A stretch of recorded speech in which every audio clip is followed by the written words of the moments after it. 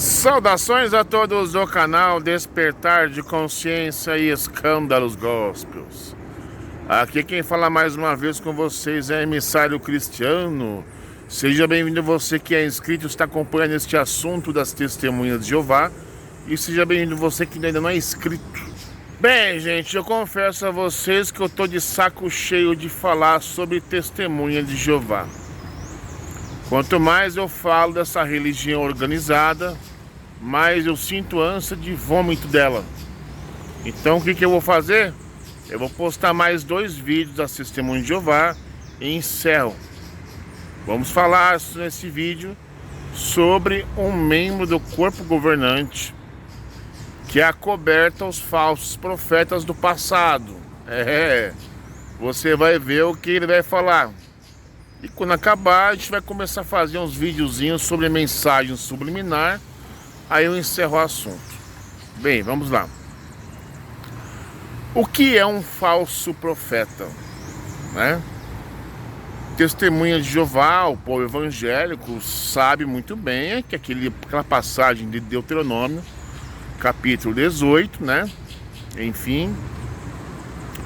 Só que para as testemunhas de Jeová, os falsos profetas são as pessoas da cristandade. Se aplicam a pessoas da cristandade. Eles não reconhecem que falsos profetas também existem também no seu meio. E é por isso que eles acobertam o pastor Russell, o juiz Rutherford. Não, eles não são falsos profetas, não. Eles tiveram ideias distorcidas. Eles pensavam que Jesus voltava de carne e osso, mas entenderam que era de forma espiritual. Então vocês vão observar comigo como este membro do corpo governante ele não tem a coragem. Então não dá para confiar em membro de corpo governante. Por que ele não tem a coragem de falar no microfone e falar assim: olha, irmãos, pastor Russell profetizou datas e não se cumpriu. Ele é falso profeta, irmãos. O juiz Rutherford, ele profetizou coisas também. Profetizou a casa de Betsaren, profetizou datas para o Armagedon e não aconteceu. E segundo Deuteronômio capítulo 18, eles são caracterizados como falsos profetas. Mas cadê que eles têm coragem de falar isso? Não tem. Então você vai testemunhar a cara de pau do membro do corpo governante em não confessar que pastor Russell e juiz Rutherford foram falsos profetas. Eles dão uns outros termos, menos falso profeta. Mas antes de a gente começar nosso vídeo, eu lhe convido para você que ainda não é inscrito nesse canal, se inscreva no canal, deixe o seu like, deixe o seu comentário, compartilhe. E vou comentar, viu? Rapaz do céu, solta a vinhetinha.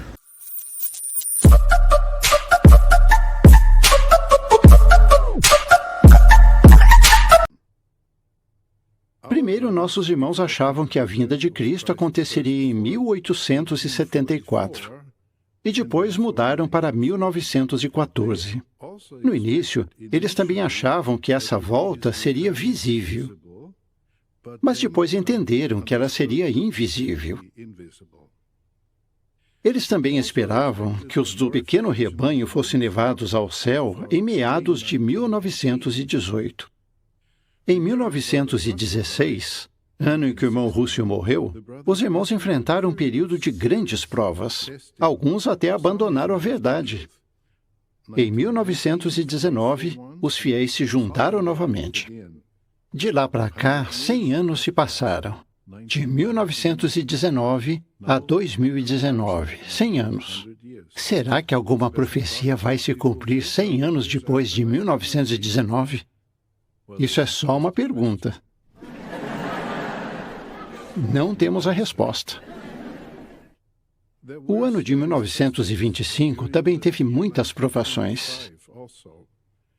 E os irmãos tinham grandes expectativas para aquele ano.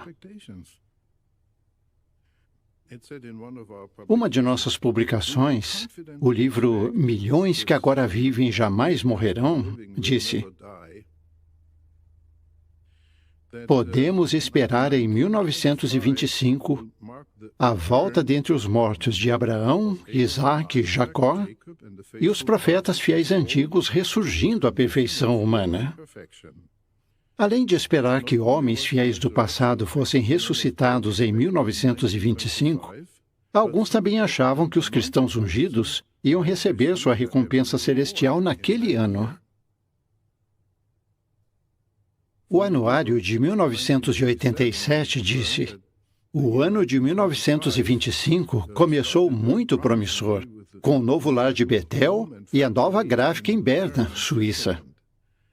Contudo, alguns tinham a sua própria convicção com respeito ao ano de 1925. Assimilariam a admoestação da sentinela em inglês de 1º de janeiro de 1925?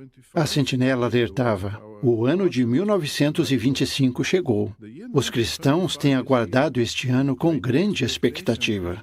Muitos têm esperado confiantemente que todos os membros do corpo de Cristo serão transmudados para a glória celestial durante este ano. Isto talvez aconteça, talvez não. No seu próprio tempo marcado, Deus cumprirá seus propósitos para com seu povo. Os cristãos não devem ficar tão profundamente preocupados com o que possa acontecer neste ano, a ponto de deixarem de alegremente fazer o que o Senhor deseja que façam. Entre outros, Jacob Weber, que era o encarregado do departamento de serviço em Betel, na Suíça, tinha tanta certeza de que todos os ungidos seriam glorificados no céu por volta do fim do ano de 1925, que pôs em operação um plano de liquidação.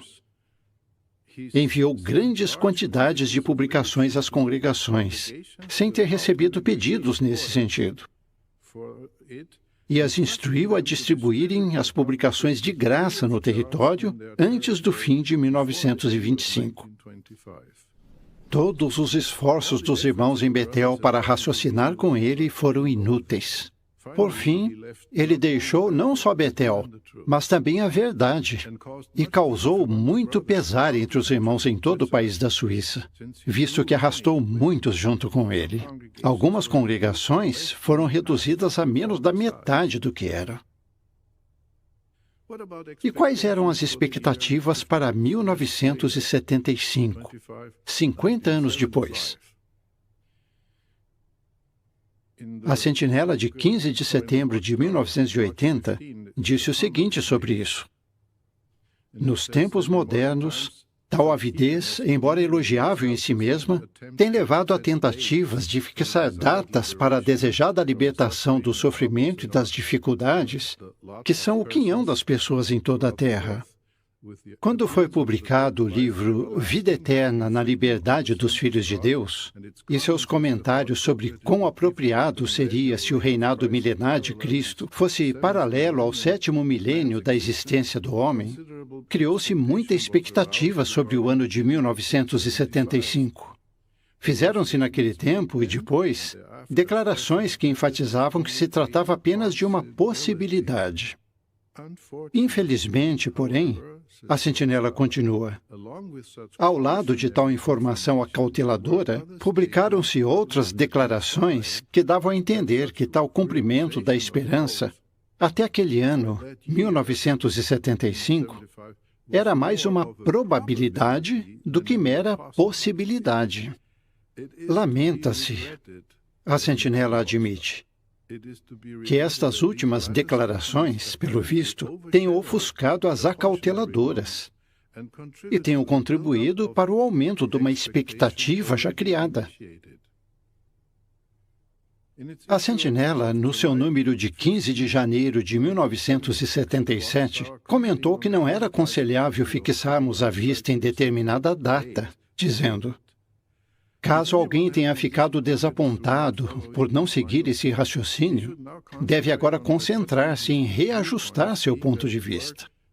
Por não ter sido a palavra de Deus que falhou, ou enganou e lhe causou desapontamento, mas sim seu próprio entendimento baseado em premissas erradas. Ao dizer alguém, a sentinela incluiu todos os desapontados entre as testemunhas de Jeová. Portanto, inclusive os que tinham que ver com a publicação da informação, que contribuiu para criar as esperanças que giravam em torno daquela data. Então, de forma muito humilde, a Sentinela admitiu isso em 15 de janeiro de 1977. No entanto, não há motivo nenhum para se abalar nossa fé nas promessas de Deus.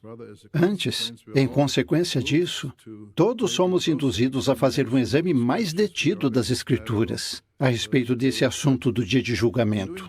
Fazendo isso, verificamos que o importante não é a data.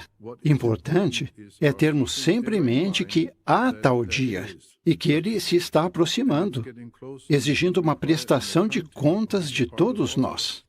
Pedro disse que os cristãos deviam corretamente estar aguardando e tendo bem em mente a presença do dia de Jeová. Há bons motivos para continuarmos na expectativa. Jesus disse que deveríamos fazer isso. A Organização de Jeová dá o exemplo nesse respeito.